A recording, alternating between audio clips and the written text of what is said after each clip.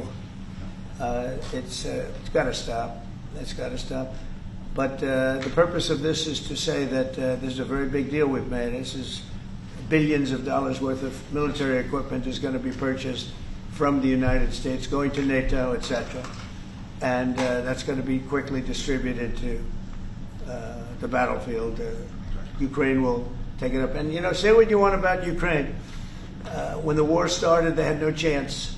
And they still would have had no chance if the equipment, they had the best equipment, because we do make the best planes and missiles, and we make the best military equipment in the world by far.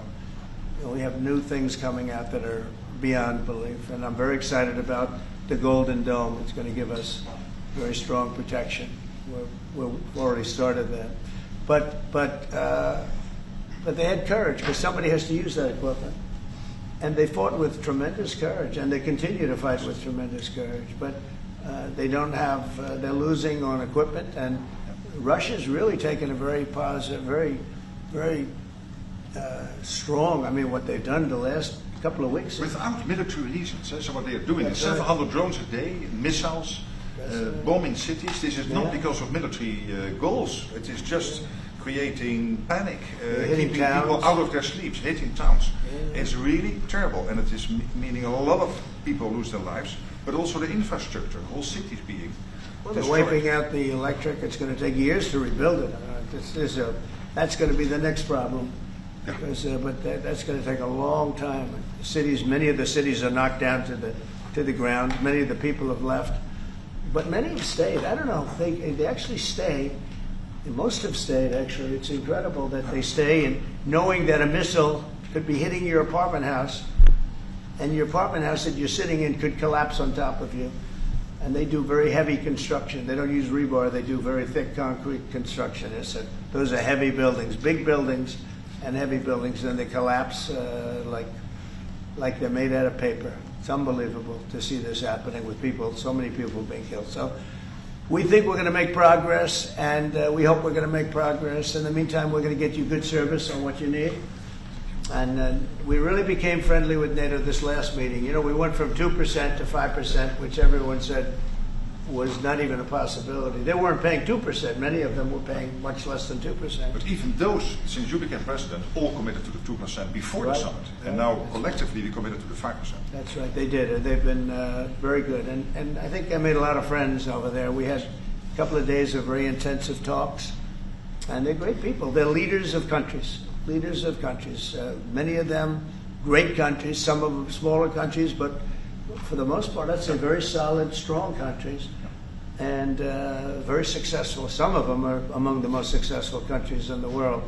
So that's the story. We hope that's going to have an impact on Vladimir Putin, and we hope it's going to have an impact on Ukraine also. We want to make sure that Ukraine does what they have to do. All of a sudden they may feel emboldened, or maybe they don't want. You know, this is a very difficult situation.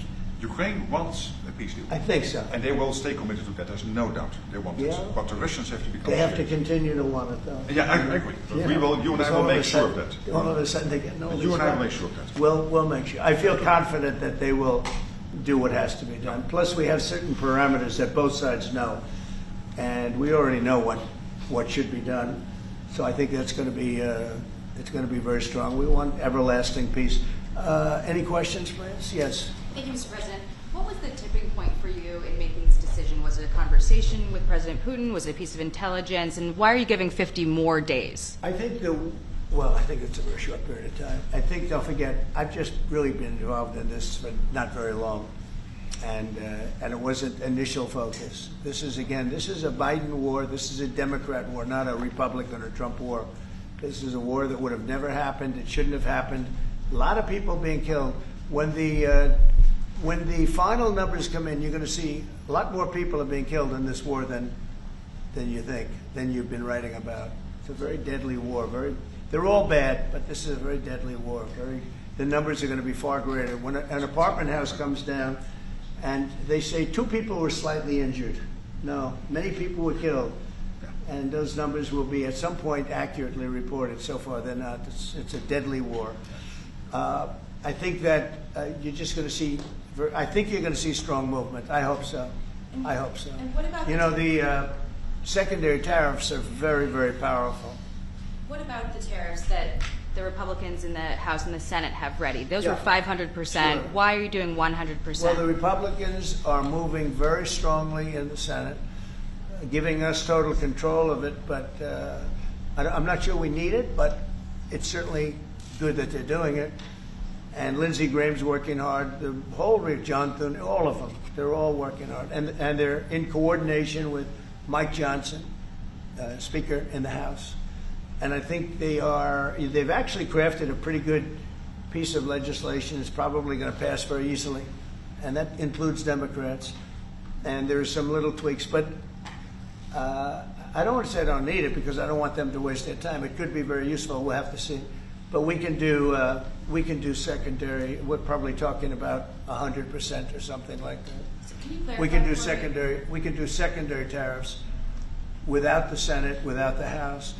But what they're crafting also could be very good. So are you suggesting then that the Congress should move forward with those sanctions, the 500%, and that your 100 would be a separate additional package? Yeah, I mean the 500 is, sort of meaningless after a while because at a certain point it doesn't matter. It's not going to be, it's 100.